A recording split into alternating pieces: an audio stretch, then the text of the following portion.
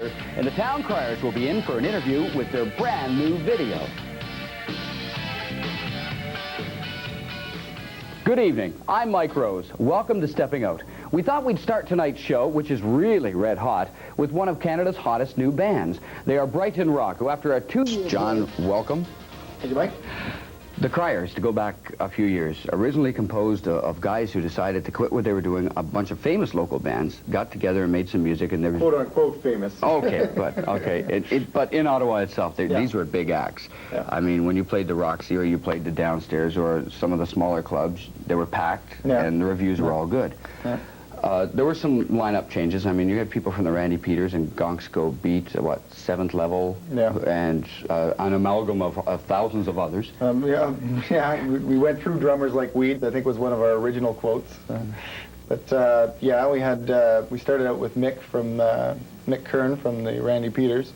He left, and Jeff Tangway from Gonksco Beat, who's still with us, and myself from 7th Level, and at the time we had drummer Chris Higginson, who played in the Insomniacs, but the lineup's shuffled a bit. We have Mike Carpenter playing bass now, who was in a rockabilly band called the Wild Ones, and we just got, about 4 months ago, we got a new drummer, Kevin Smith, and he's been around actually mostly high school bands and stuff, but he's slotted in quite well. He's willing to grow sideburns, so. A major requirement for the band. Oh, yeah. Of course. So, do things look like they're going to be stable now for the next little while? That you found the right chemistry? I think so. You say that every time you change lineups, but I think so. We work with what we have at the time. It's a commitment thing, and if someone's commitment starts to wane, well, then we try to shuffle things around until we get it right again. But I think we're pretty solid right now.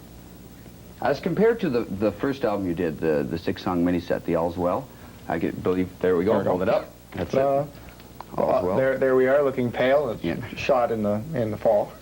You've just recently done a new album, Surprise, Surprise. Yeah. How does that stack up in your estimation? I know we haven't had a chance to hear the record yet. It won't be in the stores till, what was the date? Probably September 1st. Okay, but how does it stack up in sound compared to the... Well, first of all, it's longer. It's got 9 songs on it rather than a mini album 6, so it's our first full-length effort.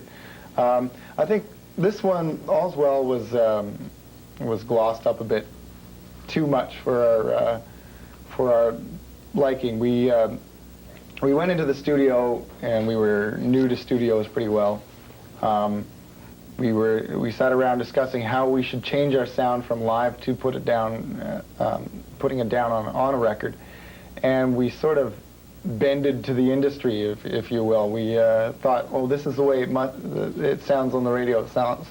Bands sound on the radio like this, so we better put a few extra layers of reverb on there and echo up our voices a bit too much, and it came out a bit glossy. I mean, I still like it a lot, but it's a lot more diverse than this too. We get on stage and we play different styles of music.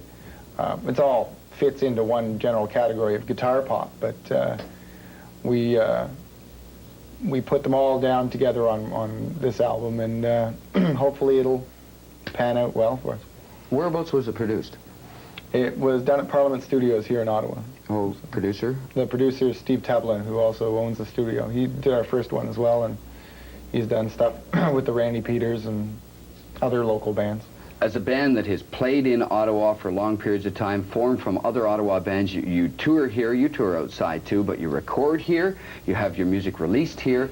You're a good judge of the Ottawa club scene. Now, what I want to know is it getting better in terms of viability for bands and for the audience and for participation in the clubs?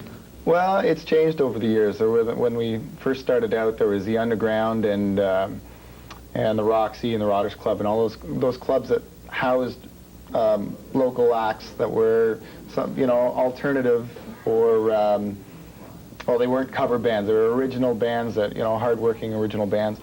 Well, most of them are gone, if not all of them are gone, those clubs. But the switch that I've seen is that a lot of the bigger clubs, Barrymore's, Grand Central,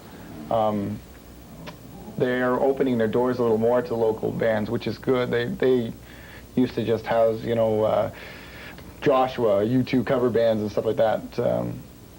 But Grand Central pretty well every weekend has a local band, if not, a band from the province anyway. So that's definitely a step in the right direction, and the covers are generally pretty low. Our favorite club is still the Downstairs Club, but that's for more or less personal reasons. The way our style of play is accommodated by that club.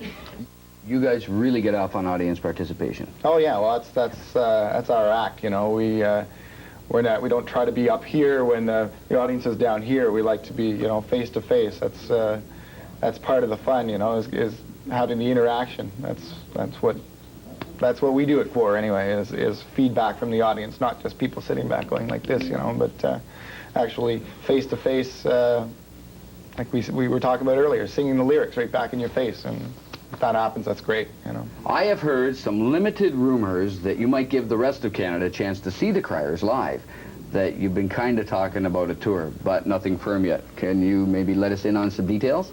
Yeah, we're sitting down and putting them on paper and making phone calls and saying, well, our second album's out. Our first one did well on college stations right across the country. 7 stations across the country had us at #1 at different times. So saying, well, hopefully we'll do even that much better with our second one and go out and play shows out there and maybe sell a whole bunch out west rather than just the ones we distributed out there. You've just recently done a video. Is this your first? Yeah, it's our first produced one. We sort of used one that CBC did on their Switchback show. We sort of used that as a promo thing, but it didn't get on much music or anything. But this one did. It's a song called Never Been Hurt Before, which will be on our album, so it's sort of a early release video single. But it was done here at Ottawa Cablevision. It wasn't really done in this studio, but the staff from here helped work on it, and it won the CBC Telefest contest, which is pretty big potatoes in this province. It was province-wide, and it won for the music video section.